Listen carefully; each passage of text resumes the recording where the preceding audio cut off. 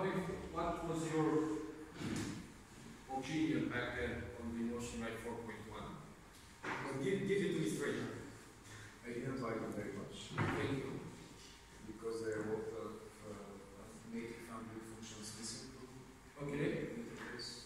So you're more like a Nexus type of user, so should be more like native Android, or I like the users worldwide, 63 languages. The development was extremely big, started in 2012, late 2012.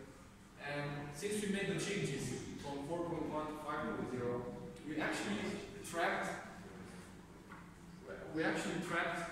what people were saying, and we actually tracked the sentiment in the first month last year after we launched it. And we want to see how people will react to changing dramatically the interface, having it more clean, and we've got machine learning and so on. The feedback was quite good. I actually have a few clippings here that were saying extremely interesting interface, more clean, totally different. But it was just mainline right at the beginning with the Emotion UI.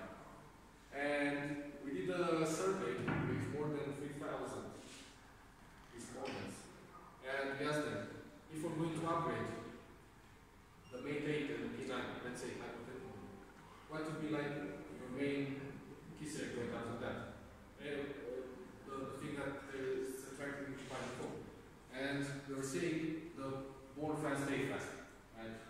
And the overall experience between Kirin and Emotion UI. And since we did that, I'm actually proud to say that this year we are working to upgrade to Android 7 and Emotion UI 5.0 8 OA devices. Some of them already started, P9, 8.8, P9 Lite. I'm pretty sure also in Bulgaria already have the updates. Correct me if I'm wrong. In the Polish team step outside, I see. It's just us.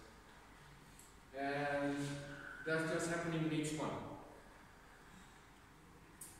Let me show you a few examples of what we improved to be 5.0.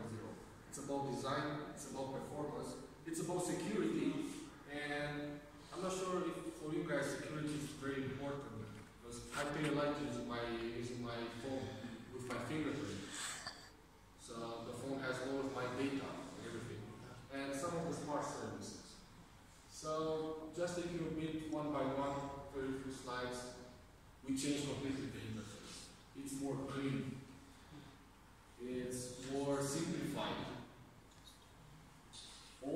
Actually, we took all of the inspiration from Santorini, Greece. So our design team, actually they went there for like 2 months. You know, it's like, I want to say like with the job, but actually I think they were like on vacation and drawing up all of those stuff and so on. And we have different things for different phones. And actually for different colors, let's say.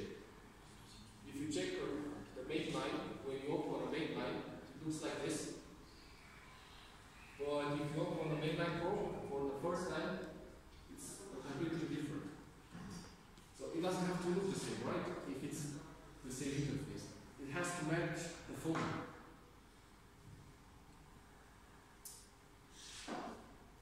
I mean, we already mentioned it, but we made it simpler. I mean, it was extremely difficult with the Emotion UI 4.1, right? It was like too complicated, too many steps, go there, do that, and so on.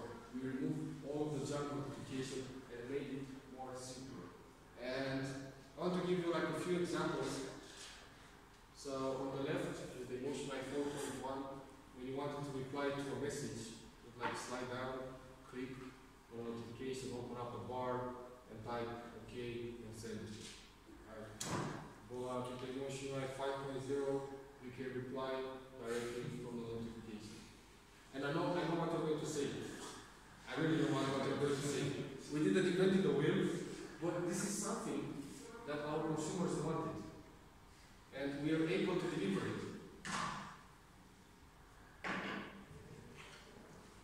We made it, and this is one of my personal suggestions actually. Every time you get like a pop-up in the Emotion UI 4.1, you get it in the middle of the screen.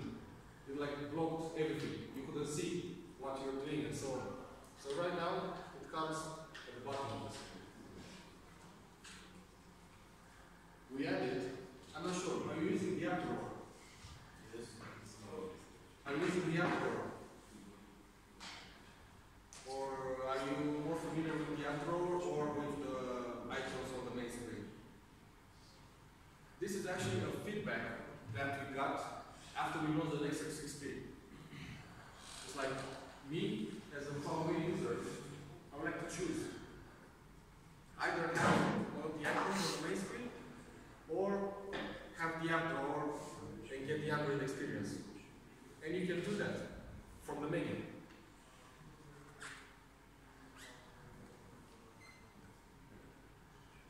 Again, another thing that was really bugging me personally is that we couldn't have Emotion 4.1, the calls in the background. So if somebody was calling you and you're writing an email or doing something, bad luck. So you could have either answer it or reject it.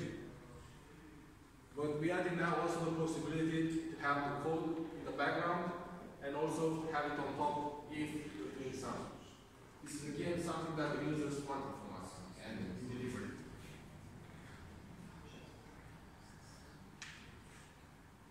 Now, about performance, we already talked about the education part, right? So it's about making your phone last for the overall usage the same as day one, right? I mean, most of the phones, they slow down over time. Is that right? Yes or no? Yes. Yeah. With Emotion UI 5.0, and I think that everybody reacted in a very positive way. The Huawei phone is this machine learning algorithm, where basically it can predict your behavior, right? And it can allocate different resources based on your usage pattern. So if right now you're using Facebook, let's say, and after that you're usually going to Twitter, it can predict that, and it can allocate more resources to your Twitter application, and it can open up faster, and Facebook closes faster, and so on. And with the video actually took it a step further. Going to the battery life, and I'm pretty sure you guys like especially the Mate series for its long-lasting battery. Actually, it's almost 2 days, and I'm a heavy user. I'm a really heavy user. For me, battery life is very important, and we actually very close to right now the 5th smart power saving technology that we have. And I really want to brag about it. Maybe you guys can correct me, but I'm sure you won't. We're actually the first ones 5 years ago to launch the ultra power saving mode. We were the first, but we didn't brag about it. Seriously. We were actually the first, and so on. Jumping in very fast into security, and I want to ask you, how important is this for you? Or do you think it's becoming important? It's becoming more and more. More and more important, right? Because you're using your smartphone for payment, storing secure passwords forever. If you lose it, you can lose much more than the cost of the device. That's true. That's a very nice way to put it. I mean, for me, I'm using Millennium Bank. I have Millennium, and it allows me not just to log in by fingerprint, but also make quick payments like NFC payments and so on. And it's very, very interesting. And of course, you have to figure and you have to think, where is the fingerprint information stored? Right? It's all about the fingerprint, right? The access. But in Kirin 960, the fingerprint information is stored inside the chip. So we have an encryption directly on the chip. The information is on the hardware, not on the software. So it's even more secure than other phones out there.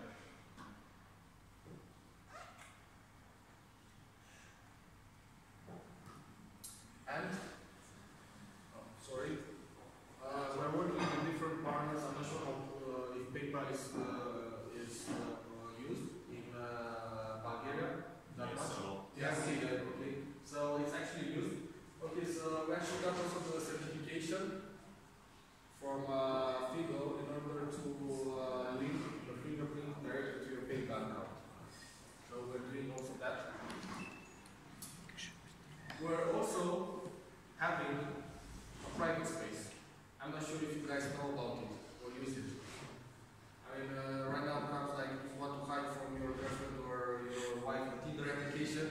now do it, and they won't find out.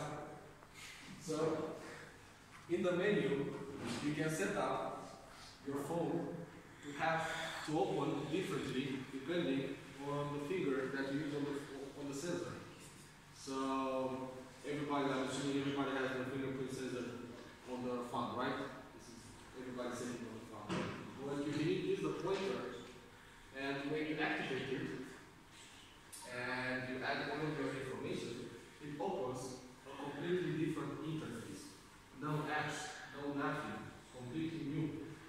Nobody can access that privacy except you. Previously, in MotionWave 4.1, we had those hidden apps. So we had to like pin zoom, it opened like a new menu and like drag and drop you selected the application to go there in the hidden apps. But if somebody took your phone and pin zoom, boom, everybody saw your hidden apps. But right now, they can't access your private space. It's very, very interesting. You haven't used it yet, but let me know after you use it how it works. On top of that, actually team up with Avast software. And I'm not sure if you are aware of that, or if you play with the event and open your phone manager, you have the first icon on the left, virus scan. We're trying it now. So we do provide extensive virus scanning to the smartphone, to all of the smartphones that have MotionWave 5.0. Smart services, making your life easier. It's about gathering and personal into a system, allowing you to insert a lot of useful information out there. Also the notepad, which is not just for text but also for images, speech text, and so on. And you can save not just as text but also different formats. It's about the app tweet, and I'm not sure if you guys use it. Have you used it? I mean, no. I mean, for me, this is like a vital update because I'm using the dual SIM, and I need to have two WhatsApp accounts, one for my Romanian number, one for my Polish number. Previously, you couldn't, or okay, you put your phone, install like a third party, and so on. It's extremely complicated. But right now, if you just press a button, you get either two WhatsApp or two Facebook icons on your phone, so you can have two accounts, which is very, very interesting. And a question that I got in check last week from also a journalist, if he can put the second WhatsApp in the private space. Yes. he was like, he raised his hands like, yes. It looks like that. Yeah, I mean, it's pretty cool, especially if you have like a dual SIM phone, right? But it's only in these two apps. Are you adding new apps? Yes, we are working to add more apps there in the future. Right now, just WhatsApp and Facebook. And last but not least, it's about how we share our own transfer protocol that actually is extremely fast between power phones. I'm not sure if you use it, but it would be extremely interesting. Try it out and tell me if you get a second a lot faster. A few days ago, 200, 300 megas file in like 5 seconds, and that is it.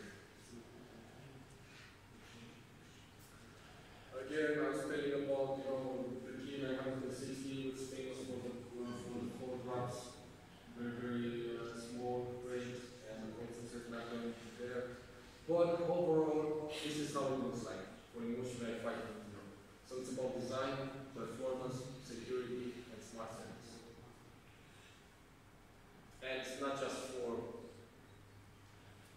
late series or PCs. We're bringing also the light series and so on. And before I finish, P10 or P10 Plus, I'm not sure if you know, it actually has 5.1. So it has some extra things just for the P10 and P10 Plus. What we added?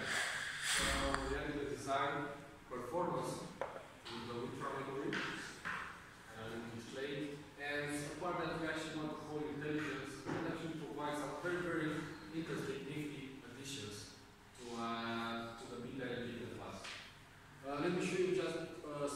video, and after that